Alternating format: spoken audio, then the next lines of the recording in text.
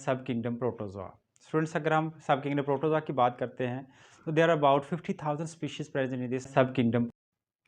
Protozoans को हम animal like protist भी कहते हैं। They are unicellular eukaryotic organisms. तो प्रोटोजोन्स के अगर हम सेल के स्ट्रक्चर की बात करते हैं, they are eukaryote, mean they are having a nucleus, they are having the membrane bordered organelles like endoplasmic reticulum, Golgi bodies, then the mitochondria, lysosomes and other organelles are also there. Students, अगर हम protozoa की shape की बात करते हैं तो most of the protozoan they do not have a cell wall, the outermost boundary is the cell membrane. अब cell membrane आपको पता है कि ये प्रॉपर शेप के लिए रिस्पॉन्सिबल नहीं है। तो बहुत सारे प्रोटोजोन तो वो है जिनकी प्रॉपर शेप नहीं, जैसे अमीबा वगैरह जो हैं उनकी कोई प्रॉपर शेप नहीं है। लेकिन बहुत सारे प्रोटोजोन्स ऐसे भी हैं जिनकी प्रॉपर शेप है, जैसे हमारे पास यूग्लिना की प्रॉपर शेप है, पैरामीशियम की प्रॉपर शेप है, और इस तरह से बाकी ऑर्गेनिजम्स हैं उनकी सिलिएट्स वगैरह की प्रॉपर शेप होती है। तो ऐसे प्रोटोजोन जिनकी प्रॉपर शेप है उनकी एक्चुअली सेल मेम्ब्रेन के नीचे एक माइक्रोट्यूब्यूलर स्ट्रक्चर मौजूद है, that is called the pellicle. अगर हम प्रोटोजोन्स के साइटोप्लाज्म की बात करते हैं तो प्रोटोजोन्स के अंदर जो साइटोप्लाज्म है वो दो हिस्सों पर मुश्तमिल होता है। जो सेल मेम्ब्रेन के साथ वाला इलाका है साइटोप्लाज्म का वो काफ़ी ट्रांसपेरेंट होता है, लेकिन वो थोड़ा विस्कस होता है, that is called the ectoplasm. जबकि एक्टोप्लाज्म के नीचे जो सेंटर वाला पार्ट है साइटोप्लाज्म का, that is a granular and less viscous and that is called the endoplasm. जो प्रोटोजोन्स है इनका हैबिटेट अगर हम देखें, most of them they are the aquatic organisms. Aquatic organisms होने की वजह से जो वाटर है वो कॉन्स्टेंटली उनके बॉडी के अंदर एंटर होता रहता है। तो जो एक्स्ट्रा वाटर बॉडी में एंटर होगा वो कॉन्ट्रैक्टाइल वैक्यूल के थ्रू बॉडी से बाहर एक्सपेल आउट किया जाता है। तो कॉन्ट्रैक्टाइल वैक्यूल बेसिकली जो है वो बॉडी के अंदर जो वाटर बैलेंस है उसको मेंटेन करता है। प्रोटोजोआ की अगर हम फीडिंग की बात करते हैं तो most of the protozoans they are the heterotrophs, a few are the autotrophs as well. जैसे यूग्लिना की अगर हम बात करते हैं, they are the autotrophs. Euglena के अलावा जो वॉलवॉक्स वगैरह है, डायनोफ्लैजिलेट्स हैं, they are also autotrophic protozoans. जबकि majority of the protozoan they are the heterotrophs. अब जो हेटेरोट्रॉफ्स हैं वो normally they feed on bacteria, they feed on other microscopic algae and other small protozoans.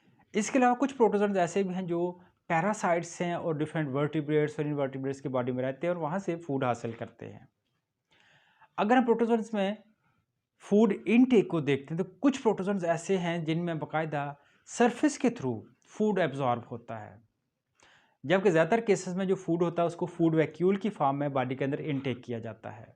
Amoeba के case में अगर हम देखें तो किसी भी जगह से फूड वैक्यूल बनेगा और एंडोसाइटोसिस के थ्रू फूड जो है वो उसको बॉडी के अंदर ले लिया जाएगा in the form of food vacuole. कुछ प्रोटोजोन्स में जैसे हमारे पास सिलिएट्स में तो बाकायदा एक ओरल स्ट्रक्चर होता है, तो जो फूड पार्टिकल्स हैं, बैक्टीरिया वगैरह होते हैं, उसको सीलिया के थ्रू उस ओरल स्ट्रक्चर यानी ओरल ग्रूव की तरफ लाया जाएगा। फिर उसके ओरल ग्रूव के आगे बाकायदा एक साइटोफेरिंक्स मौजूद था, जैसे फूड वैक्यूल बनेगा और सेल के अंदर आ जाएगा। अब जैसे ही फूड सेल के अंदर आ जाएगा तो सेल के अंदर लाइसोसोम होगा जो फूड वैक्यूल के साथ मर्ज करेगा। लाइसोसोम और फूड वैक्यूल के मर्ज करने से फेगोसोम बनेगा। फेगोसोम के अंदर जो एंजाइम्स हैं वो फूड को डाइजेस्ट करेंगे। डाइजेस्ट होने के बाद फूड साइटोप्लाज्म में एब्जॉर्ब हो जाएगा। जो अनडाइजेस्टेड मटेरियल होगा वो इजेक्शन वैक्यूल की फॉर्म में बॉडी से बाहर एक्सपेल आउट कर दिया जाएगा। कुछ ऑर्गेनिजम्स में इजेक्शन वैक्यूल किसी पॉइंट के ऊपर से जो है वो जो अनडाइजेस्टेड मटेरियल उसको बॉडी से बाहर निकाल देगा। लेकिन जैसे सिलिएट्स के अंदर अगर हम देखते हैं तो बाकायदा एक स्पेसिफिक पॉइंट से इजेक्शन वैक्यूल जब अनडाइजेस्टेड मटेरियल को बॉडी से बाहर निकालता है, दैट इज कॉल्ड द साइटोपाइज। तो साइटोपाइज की पोजीशन से अनडाइजेस्टेड फूड को बॉडी से बाहर एक्सपेल आउट किया जाएगा। प्रोटोजोन्स के अंदर अगर हम गैशियस एक्सचेंज की बात करते हैं तो सिंपली ऑक्सीजन डिफ्यूजन के थ्रू प्रोटोजोन के सेल में दाखिल हो जाएगी, जबकि कार्बन डाइऑक्साइड जो सेल में पैदा होगी वो सिंपल डिफ्यूजन के थ्रू इन्वायरमेंट में डेसिपेट आउट कर जाएगी। इस तरह से अगर हम एक्सक्रीशन की बात करते हैं तो एक्सक्रीशन जो प्रोटोजोन्स हैं दे आर एक्वेटिक ऑर्गेनिजम्स, तो इनके अंदर जो एक्सक्रीटरी प्रोडक्ट है दैट इज अमोनिया। तो जो सेल के अंदर अमोनिया पैदा होगी वो सिंपल डिफ्यूजन के थ्रू सेल मेम्ब्रेन से बाहर एक्सक्रीट आउट कर दी जाएगी।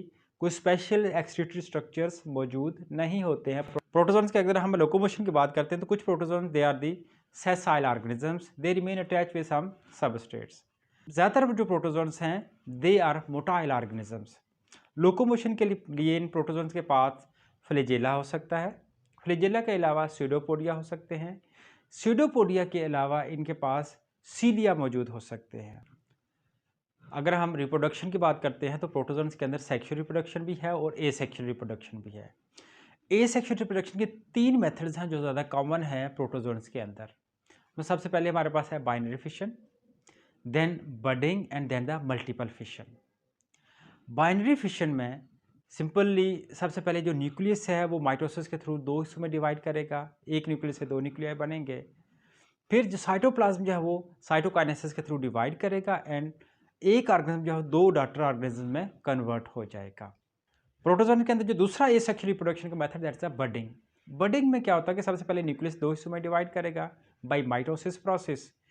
उसके बाद एक स्मॉल आउटग्रोथ अपीयर होगी, तो एक न्यूक्लियस जब उस आउटग्रोथ में चलाएगा जाएगा, वो आउटग्रोथ आहिस्ता आहिस्ता इनलार्ज होगी और उसके बाद वो नॉर्मली जो मेन सेल है, पेरेंटल सेल है, उसे काट ऑफ होकर अलग हो जाती है और इंडिविजुअल और एक इंडिपेंडेंट इंडिविजुअल के तौर पर सर्वाइव करना शुरू कर देती है।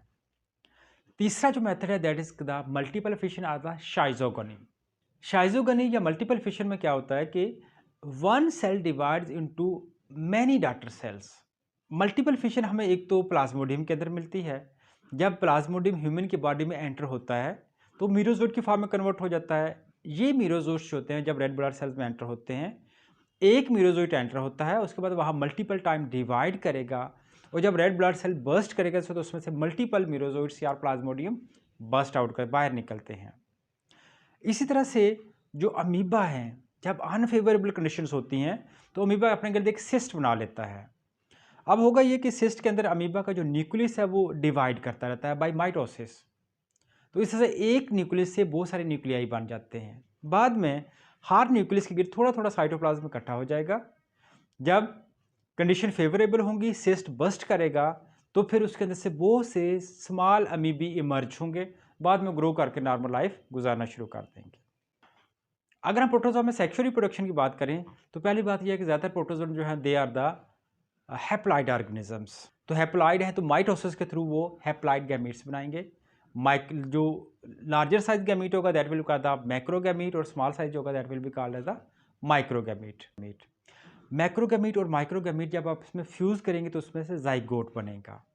अच्छा, अब इसमें से जो प्रोटोजोन्स हैं वो हैप्लॉइड ऑर्गेनिजम्स होते हैं, वो माइटोसिस के थ्रू गैमीट पैदा करेंगे। गैमीट्स दोनों मैक्रो हैप्लॉइड होंगे। जब उनकी फ्यूजन होगी तो इसे डिप्लॉइड जाइगोट बनेगा। इसके बाद ये डिप्लॉइड जाइगोट मियोसिस के प्रोसेस के थ्रू हैप्लॉइड सेल पैदा करेगा, जो फिर आगे मल्टीप्लाई करेंगे और आगे नेक्स्ट जनरेशन जो उसको कंटिन्यू करवाएंगे। इसके अलावा जो सिलिएट्स हैं उनके अंदर सेक्सुअल रिप्रोडक्शन का स्पेशल मेथड है that's called the conjugation. Conjugation में क्या होता है कि 2 सिलिएट्स आपस में साइड बाय साइड आकर अटैच होते हैं और उसके बाद आपस में जेनेटिक मटेरियल एक्सचेंज करते हैं। प्रोटोजोन्स की अगर हम लाइफस्टाइल की बात करते हैं तो ज़्यादातर प्रोटोजोन जो है they are free living organisms, they live in water, they live in moist soil. जबकि कुछ प्रोटोजोन्स ऐसे हैं जो सिम्बियोटिक लाइफस्टाइल अपनाते हैं। सिम्बियोटिक लाइफस्टाइल में जो प्रोटोजोन्स हैं दे live in association with the other organisms. Symbiotic lifestyle की पहली एग्जांपल हमारे पास है म्यूचुअलिज्म। म्यूचुअलिज्म एक ऐसी एसोसिएशन है जिसमें दोनों ऑर्गेनिज्म एक दूसरे को बेनिफिट देते हैं। इसकी एग्जांपल हमारे पास है टर्माइट और उसकी गट में पाए जाने वाला ट्राइकोनिफा। टर्माइट जो वुड लेती है, ट्राइकोनिफा को डाइजेस्ट करता है, उस वुड को कन्वर्ट करता है ग्लूकोज में। तो टर्माइट फिर उस ग्लूकोज का एज एनर्जी सोर्स यूज़ करेगी। जो टर्माइट है वो ट्राइकोनिफा को उसके बदले में एक प्रॉपर सेफ एनवायरनमेंट दे रही है और प्रोटेक्शन दे रही है। Second type of symbiotic relationship है दैट इज कॉल्ड द कोमेंसलिज्म। कोमेंसलिज्म एक ऐसी एसोसिएशन है जिसमें एक ऑर्गेनिज्म जो है वो बेनिफिट लेता है, जबकि दूसरा ऑर्गेनिज्म ना ही उसको बेनिफिट है ना ही उसको कोई लॉस होता है। यानी एक जो है वो तो बेनिफिट लेगा जबकि दूसरा नो प्रॉफिट नो लॉस के खाते में चला जाता है। तीसरी जो सिम्बियोटिक एसोसिएशन है that is called the parasitism. Parasites में जो एक ऑर्गेनिज्म है that is called the parasites, it get benefit, जबकि दूसरा organism that is the host that is harmed. तो एक ऑर्गेनिज्म जो होता है उसको बेनिफिट हो रहा था जबकि दूसरे को लॉस हो रहा था या फिर उसको यानी कि नुकसान हो रहा होता है। जैसे हम प्लाज्मोडियम या मलेरियल पैरासाइट की बात करें तो प्लाज्मोडियम एक पैरासाइट है और मॉस्किटो और ह्यूमन उसका होस्ट है। अब जो हमारे पास पैरासिटिक प्रोटोजोन्स हैं उनकी आमतौर पर डिफरेंट होस्ट होते हैं। जैसे अगर हम प्लाज्मोडियम के केस में देखते हैं तो मॉस्किटो भी प्लाज्मोडियम का होस्ट है और ह्यूमन भी उसका होस्ट है। ह्यूमन के अंदर जो प्लाज्मोडियम उसकी एसेक्सुअल रिप्रोडक्शन होती है। तो ह्यूमन जो है वो उसका इंटरमीडिएट होस्ट कहलाएगा, जबकि मॉस्किटो के अंदर उसकी सेक्सुअल रिप्रोडक्शन होती है, that's called the definitive host है। तो जिस होस्ट के अंदर पैरासाइट की एसेक्सुअल रिप्रोडक्शन होगी उसको हम इंटरमीडिएट होस्ट कहेंगे, जबकि वो होस्ट जिसके अंदर उसकी सेक्सुअल रिप्रोडक्शन होगी that will be called the definitive host. इस तरह से पैरासिटिज्म में ही एक है कि कुछ ऑर्गेनिज्म है वो कंप्लीटली पैरासाइट्स होते हैं, वो थोड़ा सा लाइफ पैरासाइट की फॉर्म में रहते हैं, देर कॉल्ड ओब्लिगेटरी पैरासाइट्स। और कुछ ऐसे होते हैं लाइफ की एक स्टेज के ऊपर पैरासाइट हैं, उसके बाद कुछ अरसे के लिए वो फ्री लिविंग स्टेट पर भी रहते हैं। ऐसे जो पैरासाइट्स होंगे they are called the facultative parasites.